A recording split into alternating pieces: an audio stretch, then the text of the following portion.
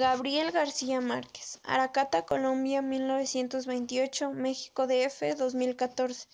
El ahogado más hermoso del mundo. Los primeros niños que vieron el promontorio oscuro y sigiloso que se acercaba por el mar se hicieron la ilusión de que era un barco enemigo. Después vieron que no llevaba banderas ni arboladura y pensaron que fuera una ballena, pero cuando quedó varado en la playa le quitaron los matorrales de sargazos, los filamentos de medusas y los restos de cardúmenes y naufragios que llevaba encima, y solo entonces descubrieron que era un ahogado. Habían jugado con él toda la tarde, enterrándolo y desenterrándolo en la arena, cuando alguien los vio por casualidad y dio la voz de alarma al pueblo. Los hombres que lo cargaron hasta la casa más próxima notaron que pesaba más que todos los muertos conocidos, casi tanto como un caballo, y se le dijeron que tal vez había estado demasiado tiempo a la deriva y el agua se lo había metido dentro de los huesos. Cuando lo tendieron en el suelo vieron que había sido mucho más grande que todos los hombres, pues apenas si cabía en la casa, pero pensaron que tal vez la dificultad de seguir creciendo después de la muerte estaba en la naturaleza de ciertos aguados. Tenía el olor del mar y solo la forma permitía suponer que él era el cadáver de un ser humano, porque su piel estaba revestida de una coraza de rémora y de lodo. No tuvieron que limpiarle la cara para saber que era un muerto ajeno. El pueblo tenía apenas unos 20 casas de tablas, con patios de piedras sin flores, desperdigadas al extremo de un cabo desértico. La tierra era tan escasa que las madres andaban siempre con el temor de que el viento se llevara a los niños, y que los muertos iban causando los años tenían que tirarlos a los acantilados. Pero el mar era tan manso y pródigo que los hombres cabían en 7 botes, así que cuando se encontraron al ahogado les bastó con mirarse los unos a los otros para darse cuenta que estaban completos. Aquella noche no salieron a trabajar en el mar mientras los hombres averiguaban si no faltaba alguien en los pueblos vecinos. Las mujeres se quedaron cuidando al ahogado, le quitaron el lodo con tapones de esparto, lo desenredaron del cabello los abrojos submarinos y le rasparon la rémora con los fierros al desencadenar los pescados. A medida de aguas profundas que lo hacían, notaron que su vegetación era de océanos remotos y de aguas profundas, y que sus ropas estaban pitrufas como si hubiera navegado entre los laberintos de los corrales. Notaron también que sobrellevaba la muerte con altivez, pues no tenía el semblante solitario de los otros ahogados del mar, ni tampoco la catadura sordida y menesteroso de ahogados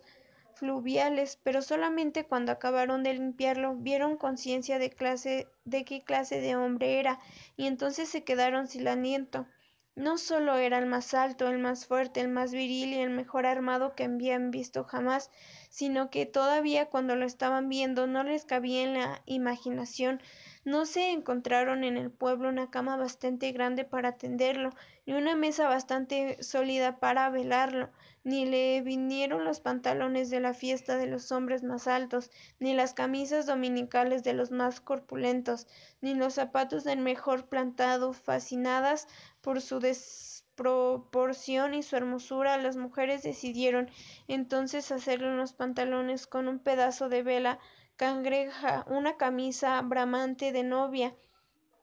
para que pudiera continuar su muerte con dignidad. Mientras consistían sentadas en el círculo contemplando el cadáver entre la punta y puntada, les parecía que el viento no había sido tan tenaz ni el Caribe había estado nunca tan ansioso como aquella noche, y suponían que esos cambios tenían algo que ver con el muerto. Pensaban que si aquel hombre magnífico hubiera vivido en el pueblo, su casa habría tenido las puertas más anchas, el techo más alto y el piso más firme, y el bastidor de su cama habría sido de cuadernas maestras con pernos de hierro, y su mujer había sido la más feliz. Pensaban que habría tenido tanta autoridad que hubiera secado los peces del mar con solo llamarlos por sus nombres, y había puesto tanto empeño en el trabajo que hubiera hecho brotar manantiales entre las piedras más áridas y hubiera podido sembrar flores en los acantilados.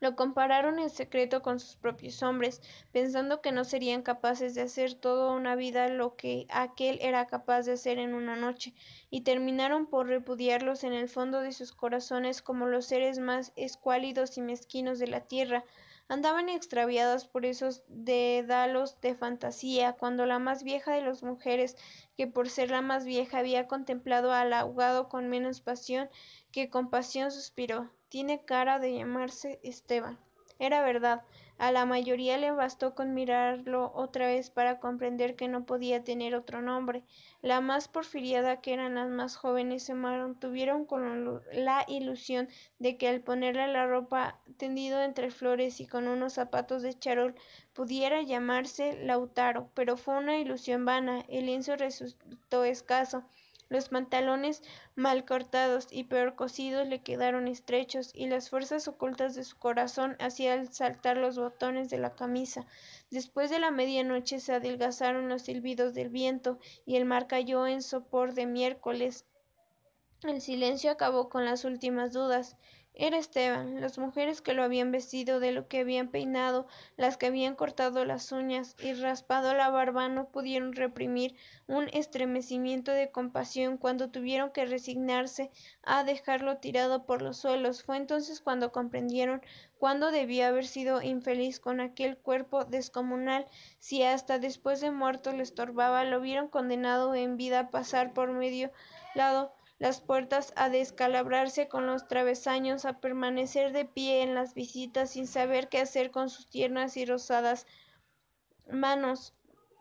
de buey de mar, mientras la dueña de la casa buscaba la silla más resistente y le suplicaba muerta de miedo: «Sintiese aquí, Esteban, háganme el favor», y él recostarlo contra las paredes sonriendo: «No se preocupe, señora, así estoy bien», con los talones en la carne viva y las espaldas escaldadas de tanto repetir lo mismo en todas las visitas. «No se preocupe, señora, así estoy bien», solo para no pasar vergüenza de desbaratar la silla, y acaso sin saber sido nunca quienes lo decían: «No te vayas, Esteban, espérate siquiera hasta que hierva el café». Eran los mismos que después susurraban: «Ya se fue el bobo grande, qué bueno, ya se fue el tonto hermoso». Esto pensaban las mujeres frente al cadáver cuando, un poco antes del amanecer, más tarde, cuando lo taparon la cara con un pañuelo para que no le molestara la luz, lo vieron tan muerto para siempre, tan indefenso, tan parecido a sus hombres, que se les abrieron las primeras grietas de lágrima en el corazón. Fue una de las más jóvenes que empezó a sollozar. Las otras, asentándose entre sí, pasaron los suspiros, los lamentos, y mientras más sollaban, más deseos sentían de llorar, porque el ahogo se les iba volviendo cada vez más Esteban, hasta que lloraron tanto que fue el hombre más desválido de la tierra, el más manso y el más cervical, el pobre Esteban. Así, cuando los hombres volvieron con la noticia de que el ahogado no era tampoco de los pueblos vecinos, ellas sintieron un vacío de júbilo entre sus lágrimas. «Bendito sea Dios», suspiraron, «es nuestro». Los hombres creyeron que aquellos aspavientos no eran más que frivolidades de la mujer. Cansados de las tortuosas averiguaciones de la noche, lo único que querían era quitarse de una vez el estorbo del intruso antes que pretendía el sol bravo de aquel día árido y sin viento. Improvisaron unas anjarillas con restos de trinquetes y botarobas, y las amarraron con carlingas de altura para que resistiera el peso del cuerpo, hasta que los acantilados quisieron encadenarle a los tobillos un ancla de buque mercante para que fondeara sin tropiezos en los mares más profundos, donde los peces son ciegos y los buzos se mueren de nostalgia, de manera que las malas corrientes no fueran a devolverlo a la orilla, como había sucedido con otros cuerpos. Pero mientras más se apresuraban, más cosas les ocurrían a las mujeres para perder tiempo. Andaban como gallinas asustadas picoteando amuletos de mar en los arcones, unas estorbando aquí porque querían ponerle al ahogado los escapulados del buen viento, otros estorbando allá para abrocharse una pulsera de orientación, y al cabo de tanto: «Quítate de ahí, mujer, ponte donde no estorbes, mira que casi haces caer el sobre él el difunto. A los hombres se los subieron al hígado las suspicacias y empezaron a rezongar que con qué objeto tan ferretería de alta mayor para un forastero, si por muchos estoperoles y carderas que llevaran encima se lo iban a masticar los tiburones, pero aquellas seguían tripotando sus reliquias de pacotilla, llevando y trayendo, tropezando mientras se les iba en suspiros sobre los que se les iba en lágrimas, así como los hombres terminaron por despotricar de cuando acá semejante el alboroto, un muerto al jarete, un aguado de nadie, un finambre de mierda. Una de las mujeres, mortificada por tanto insolidez, le quitó entonces al cadáver el pañuelo de la cara, y también los hombres se quedaron sin aliento. Era Esteban, no hubo que repetirlo para que lo reconocieran. Si los hubieran dicho Sir Walter Raleigh, quizás hasta ellos se habrían impresionado de su acento gringo, con su guacamango en el hombro, con su arcabuz de matar caníbales, pero Esteban solamente podía ser uno en el mundo. Allí estaba tirado con un sábalo, sin botines, con unos pantalones sietemesino y con unas rocas que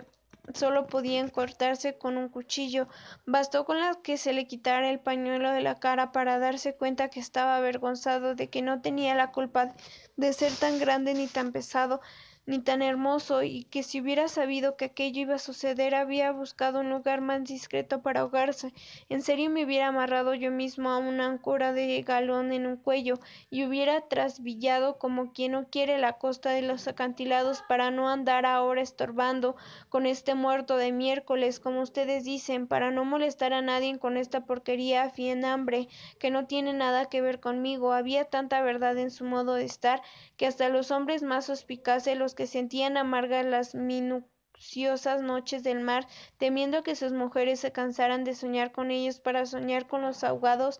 hasta estos y otros más duros se estremecieron en los tuétanos con la sinceridad de Esteban. Fue así como le hicieron los funerales más espléndidos que podían concebirse para un ahogado expósito. Algunas mujeres que habían ido a buscar flores en los pueblos vecinos regresaron con otras que no creían lo que les contaban, y éstas fueron por más flores. Cuando vieron al muerto apenas si podían caminar, a la última hora les pidió devolverlo, huérfano a las aguas, y eligieron a un padre y una madre entre los mejores, y otros se le hicieron hermanos, tíos y primos, así que a través de todos los habitantes del pueblo terminaron por ser parientes entre sí. Algunos marineros que oyeron el llanto a distancia perdieron la certeza del rumbo, y se supo que uno se hizo amarrar al palo mayor, recordando antiguas fábulas de sirenas, mientras se disputaban el privilegio de llevarlo en los hombros por la pendiente escarpada de los acantilados. Hombres y mujeres tuvieron conciencia por primera vez de la desolación de sus calles, la aridez de sus patios, la estrechez de sus sueños. Frente al esplendor de la hermosura de su ahogado, lo soltaron sin anclas para que volviera si quería, cuando lo quisieran, y todos los retuvieron el aliento durante la fracción de siglos que demoró la caída del cuerpo hasta el abismo. No tuvieron la necesidad de mirarse los unos a los otros para darse cuenta que ya no estaban completos, ni volverían a estarlo nunca más, pero también sabían que todo sería diferente desde entonces, que sus casas iban a tener las puertas más anchas, los techos más altos, los pisos más firmes, para que en recuerdo de Esteban pudieran andar por todas partes sin tropezar con los travesaños, y que nadie se atreviera a susurrar en el futuro: ya murió el bobo gigante que lastima, ya murió el tonto hermoso, porque ellos iban a pintar las fachadas de colores alegres para eternizar la memoria de Esteban, y se iban a romper el espinazo excavando manantiales en las piedras y sembrando flores en los acantilados, para que los amaneceres de los años venturos, los pasajeros de los grandes barcos, despertaran sofocándolos por un olor de jardines en alta mar, y el capitán tuviera que bajar de su alcázar con su uniforme de gala, con su astrolabio de estrella polar, su risa de medallas de guerra, y señalando el promontorio de rosas en el horizonte del Caribe, dijera en 14 idiomas: miren allá, donde el viento es ahora tan manso que se queda a dormir debajo de las camas, allá donde el sol brilla tanto que no sabe hacia dónde girar, si allá es el pueblo de Esteban.